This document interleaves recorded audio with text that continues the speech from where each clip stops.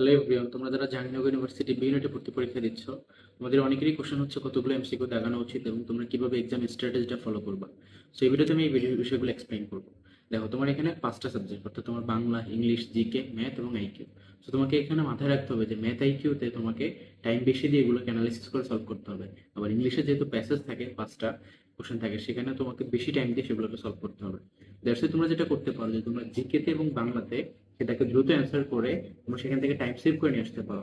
এই জন্য তোমরা যেটা বেস্ট স্ট্র্যাটেজি হবে সেটা হচ্ছে তুমি আগে জিকে অথবা বাংলা দিয়ে এক্সামটা শুরু করবা। এরপর হচ্ছে তুমি ইংলিশের যেগুলো গ্রামাটিক্যাল কোশ্চেন বা ভোকাব রিলেটেড কোশ্চেন যেগুলো দ্রুত অ্যান্সার করা যায় সেগুলো অ্যান্সার করবা। এবং যেই সেভিং টাইমটা থাকবে এটি পরবর্তীতে তুমি ম্যাথ আইকিউর জন্য দিবা।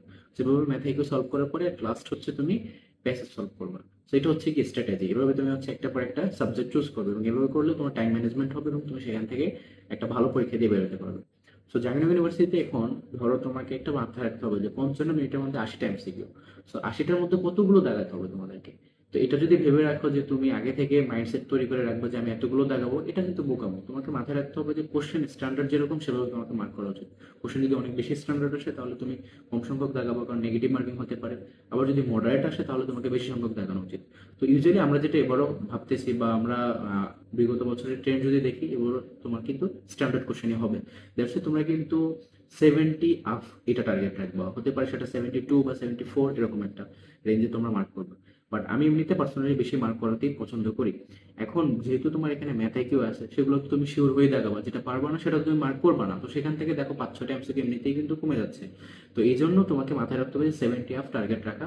এবং তুমি যেটা করবা যে শুরুতেই তুমি যখন কোশ্চেন স্ক্যানিং করবা 1 থেকে 80 পর্যন্ত, যেগুলো তুমি ওভার শিওর 110% সেগুলো তুমি দেখে ফেলবা।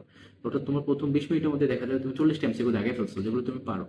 এখন বাকি যে 40টা এমসিকিউ থাকে 80টার মধ্যে এবং বাকি যে সময়টা থাকে, সেখানে তোমাকে হচ্ছে স্মার্টলি কাজ করতে হবে। তুমি যেটা করবা যে বাকি যে কোশ্চেনগুলো আছে তার মধ্যে ধরো 20টা কোশ্চেন যেগুলোকে তোমাকে অ্যানালাইসিস করে বের করতে হবে, সলভ করতে হবে, 50-50 এলিমিনেশন মেথড বিভিন্ন জিনিস সলভ করে তুমি বের করলো, তার মধ্যে তুমি পারলা। তাতে করে তোমার দেখো 60টা এমসিকিউ হয়ে যাচ্ছে। বাকি থাকে আর মাত্র 20টা এমসিকিউ, সময় খুব কম। তখন তুমি যেটা করবা যে যেগুলো তুমি পারো, মানে কখনো শুনছো মনে হচ্ছে রিলেটিভ বেসড, তোমার কমন না, বাট তারপর বোঝা যাচ্ছে যে এটা অ্যান্সার হওয়ার সম্ভাবনা আছে এবং এটা রিলেটের সাথে এভাবে মিলে, বা হচ্ছে তোমার নিজস্ব যে মানে প্রেফারেন্স, হয়তো তুমি এর আগে পড়ছিলা বা 50-50 চান্স, ওই কোশ্চেনগুলো তোমরা আরো অ্যান্সার করবা। তাতে করে দেখা যাচ্ছে 7-8টা এমসিকিউ তুমি পারতেছো। তো দেখো এখন তোমার কোশ্চেন হয়ে গেছে মার্ক করা প্রায় 68 থেকে 70 এরকম রেঞ্জে। বাকি যে 10টা কোশ্চেন থাকে সেগুলো কিন্তু খুবই টাফ এবং এগুলো তোমার ভুল হওয়ার সম্ভাবনা অনেক বেশি, কারণ ওই কোশ্চেনগুলো তুমি এর আগে কখনো দেখো না এবং এগুলো একদমই আনকমন।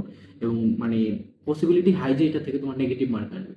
তো ওইখানে তুমি হচ্ছে একটু নিজেকে মানে সংযত করবা যে না, অ্যাকচুয়ালি আমি এখন মার্ক করবো না, এখন হচ্ছে আমি যেগুলো দেখতে পাচ্ছি যে সলভ করার মতো, লাইক অ্যানালাইসিস করে সলভ করার মতো, সেরকম 3-4টা এমসিকিউ তুমি দেখবো। তাতে করে তোমার দেখা যাচ্ছে 72 বা 74 এরকম একটা রেঞ্জে গিয়ে তুমি স্টপ করবে।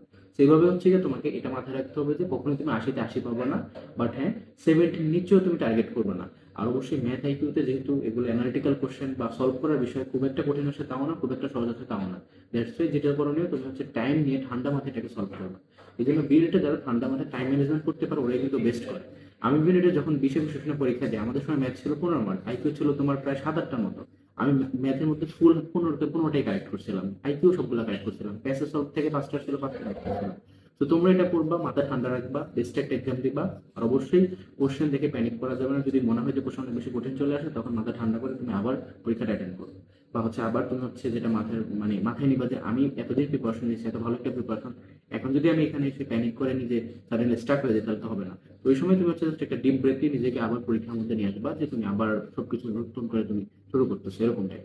লাইক যা হয়েছে হয়েছে, এখন আমি একটা বেস্ট পরীক্ষা দিব এবং সেখান থেকে আমি একটা ভালো মার্ক পাবো। কারণ জাহাঙ্গীরনগর ইউনিভার্সিটি দেখো অনেকেই সেকেন্ড টাইম আসছে, তোমাদের এটা লাস্ট সুযোগ। Second time means last time, কারণ জাহাঙ্গীরনগর থার্ড টাইম বলে কিছু নেই। দ্যাটস ওয়াই তোমাদেরকে ওইভাবেই মাথায় রাখতে হবে যে কোশ্চেন যেমনই হোক না কেন সেটা সবার জন্য সেম। বাট হ্যাঁ, আমার স্টুডেন্ট যারা আছো তোমাদেরকে আমি এটা বিশ্বাস করি যে তোমরা সবাই প্রিপেয়ার্ড, তোমাদের প্রবলেম সলভিং এবিলিটি গ্রো করছে, তোমরা এখন যেভাবেই কোশ্চেন হোক না কেন তুমি সলভ করে আসতে পারবা। আমাকে যখন কোনো একটা স্টুডেন্ট এসে এটা বলে যে ভাই আপনার আপনার পড়ানো থেকে আমি অনেক কমন পাইছি, এটা কিন্তু আমি খুশি হই না।